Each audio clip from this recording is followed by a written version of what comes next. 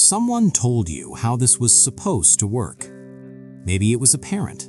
Maybe it was a teacher. Maybe it was just something you absorbed without realizing. Get a job, show up, work hard enough, long enough, and life would be manageable. Not rich, not extraordinary, just stable. A place to live. Food without counting what's left. Maybe something saved for later. That was the deal. So why does it feel like no matter how much you work, the numbers never quite add up? And more importantly, why does everyone around you seem to feel the exact same way, but nobody says it out loud? There was a period not that long ago when the deal actually worked. The mid-20th century built something that had never quite existed before. A working class that could afford to live, not just survive, actually live. A single income could cover rent, raise children, own a car, take a vacation once a year. That wasn't luck. It wasn't some natural state of things. It was the result of specific conditions, unions with real power, wages tied to productivity, governments that taxed wealth and reinvested it. Those conditions changed. The wages stopped following productivity in the 1970s. The unions lost ground. The tax structures shifted. But the story didn't change with them. People kept being told the same thing. Work hard, be responsible, it will be enough. And here's what makes it particularly heavy. The people saying it weren't always lying. Some of them lived it. It worked for them. They just didn't notice when the floor beneath it quietly disappeared. Let's talk about what's actually happening. Not theory, not politics, just numbers. In the 1960s, the ratio between a CEO's pay and the average worker's pay at a large company was around 21-to-1. By 2023, that number had reached 268-to-1. Same companies, same workers, different world. In 2024, billionaire wealth globally grew by $2 trillion. That's $5.7 billion a day, every day. And analysts are now projecting the first trillionaire within a decade. Not a billionaire, a trillionaire, a word that didn't need to exist until recently. Meanwhile, a full-time worker earning minimum wage in the United States takes home roughly $15,000 a year. That is exactly the poverty line. Not below it, exactly on it. Add one dependent, a child, an aging parent, and you fall through it. And if you zoom out further, the top 10% of Americans currently hold 67% of all wealth in the country. The bottom 50% share 2.5%, not 25, 2.5. These aren't extreme cases. This is the baseline. This is what normal looks like when you actually measure it. And yet the conversation keeps returning to individual choices. What you spend on coffee, whether you cook at home, how disciplined you are with your budget, as if the problem fits inside a spreadsheet you just haven't organized properly yet. It doesn't show up as a crisis. That's the thing nobody tells you. It shows up as a Tuesday.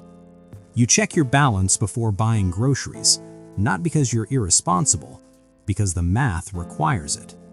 You delay the doctor's appointment, not because you don't care about your health, because the appointment costs what 3 days of work costs, and you can't afford to miss 3 days of work. You have a job, maybe 2. You show up, you perform, you do what was asked of you, and at the end of the month, there's just enough left to do it again. No buffer, no safety net, just enough to restart. And the quiet part, the part that doesn't get said at dinner tables or in conversations with coworkers, is that one unexpected thing is all it takes. A car that breaks down, a week of sick days, a rent increase with 30 days notice, and suddenly the math that was barely working stops working entirely. This isn't a story about poor decisions. It's a story about a system where the margins were designed to stay exactly this thin. Thin enough that you keep moving. Thin enough that you don't stop to ask why the margins are this thin in the first place. While the margins were shrinking, something was growing on the other side. Between 2020 and 2024, billionaire wealth globally grew by 81%. That wasn't a gradual shift, that was 4 years. 4 years that included a pandemic that pushed millions of people into unemployment, debt, and food insecurity. The same 4 years. It's worth sitting with that for a moment, not as a political statement, just as a fact. When large parts of the world were losing income, a small number of people were accumulating it at a pace that had no historical precedent. And the mechanism isn't complicated. When you own assets, property, stocks, companies, those assets grow whether you work or not. When you sell your time, your hours, your energy, your presence, that time ends when the shift ends. You start again tomorrow. The asset doesn't. This is the part that doesn't fit inside the story you were told, because the story was about effort, about showing up, about doing your part.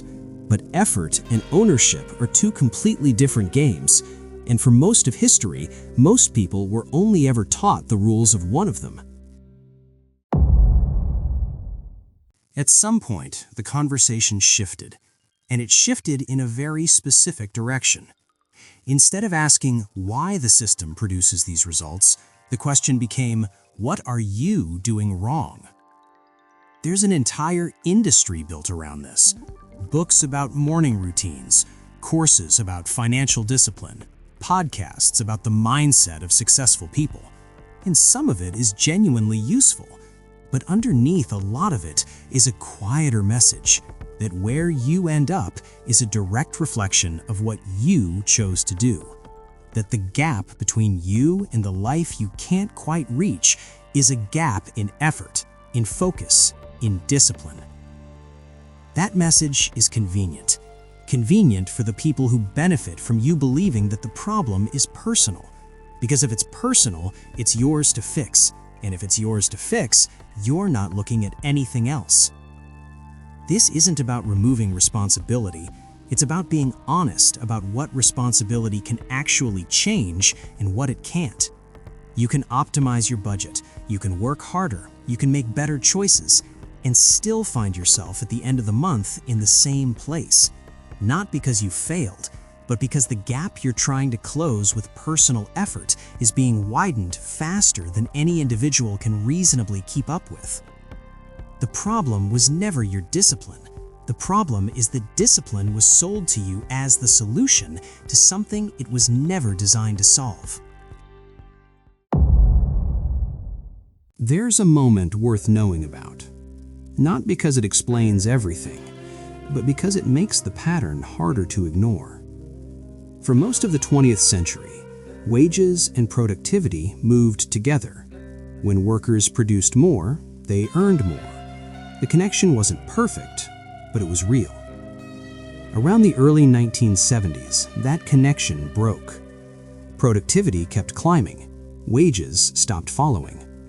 The gap between what workers produce and what they take home has been widening ever since. At the same time, the cost of the things that define a stable life kept moving in the opposite direction. Housing, healthcare, education. The three things that used to mark the beginning of a stable adult life became the three things most likely to destabilize it. This isn't a coincidence. It isn't a natural cycle. It's the result of decisions made over decades by people with the power to make them about who the economy was supposed to work for. And the answer, quietly, stopped being everyone. What makes it particularly hard to see is that it didn't happen in a single moment. There was no announcement, no obvious before and after, just a slow drift, so gradual that each generation inherited it as if it had always been this way. And eventually, it started to feel normal. And that's the part that matters most. Not the statistics, not the history. the part where it starts to feel normal. Because once something feels normal, you stop questioning it. You start questioning yourself instead. There are people working 2 jobs who genuinely believe they just haven't figured it out yet. People skipping meals who describe themselves as bad with money. People exhausted by a system that was never designed with them in mind, spending their remaining energy trying to be more disciplined within it. And this is where it connects to something larger. The version of normal that was handed to you, the job, the salary, the stable life at the end of it, was never a law of nature. It was a story that worked under specific conditions for specific people during a specific window of time. And then the conditions changed, but the story didn't. So people kept following the steps, kept believing the gap was their fault, kept waiting for the stability that the steps were supposed to deliver. Questioning that isn't cynicism. It isn't giving up. It's the first honest look at what's actually in front of you, instead of what you were told should be there. Because you can't navigate something clearly while you're still pretending it works the way it used to. And the first step is just being willing to say, maybe what I was taught to call normal was never quite real. Almost like normal doesn't exist. We started with a promise, the one that said effort was enough, that showing up would be sufficient, that the deal was fair. And somewhere along the way, without a formal announcement, without anyone admitting it, the terms changed. The job is still there, the hours are still long, the effort is still real, but the life that was supposed to follow it keeps moving slightly out of reach, not dramatically, just enough that you keep reaching. And maybe the most uncomfortable part isn't the gap itself, it's how long it took to stop assuming the gap was your fault. The stability you were promised wasn't taken from you in a single moment. It was adjusted, gradually, carefully, in ways that were easy to miss and hard to prove, until one day you looked up and realized the floor had shifted without anyone asking if that was acceptable.